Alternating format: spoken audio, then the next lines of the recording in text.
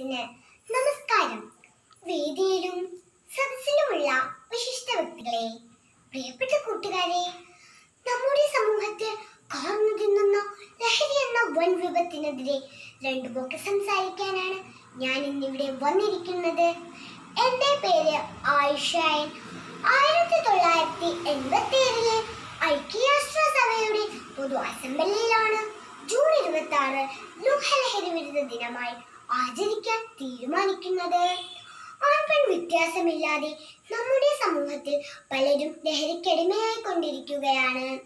അതുകൊണ്ട് തന്നെ ഈ സാഹചര്യത്തിൽ ഇതിനെതിരെ ഉണർന്നു പ്രവർത്തിക്കേണ്ടതിന്റെ ആവശ്യകതയും വർദ്ധിക്കുകയാണ്.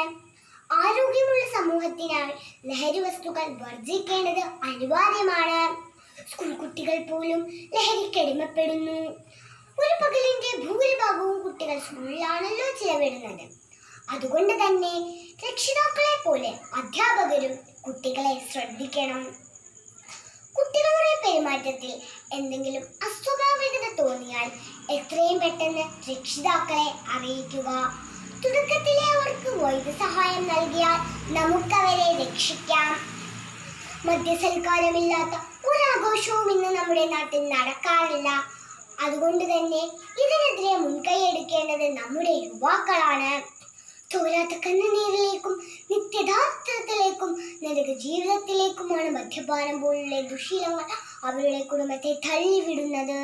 മാതാപിതാക്കളുടെ മദ്യപാനശീലം കുട്ടികളുടെ വ്യക്തിവികാസത്തെ കാര്യമായി ബാധിക്കുന്നു. ശൈശവത്തിലെയോ ബാല്യകാലത്തിലെയോ സന്തോഷങ്ങൾ അവർക്ക് അനുഭവിക്കാൻ സാധിക്കാതെ വരുന്നു. ലഹരി വസ്തുക്കൾ ഏറ്റവും കൂടുതൽ ബാധിക്കുന്നത് തലച്ചോറിനെയാണ്. കാലക്രമേണ ചിന്തയും ഓർമ്മയും സുബോധവും നഷ്ടമാവും. വിലപ്പെട്ട നമ്മുടെ ജീവിതം കേവലം നൈമിഷിക വേണ്ടി നശിപ്പിക്കാനുള്ളതല്ല.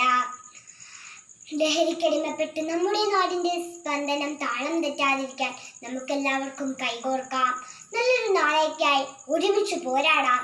നന്ദി, നമസ്കാരം.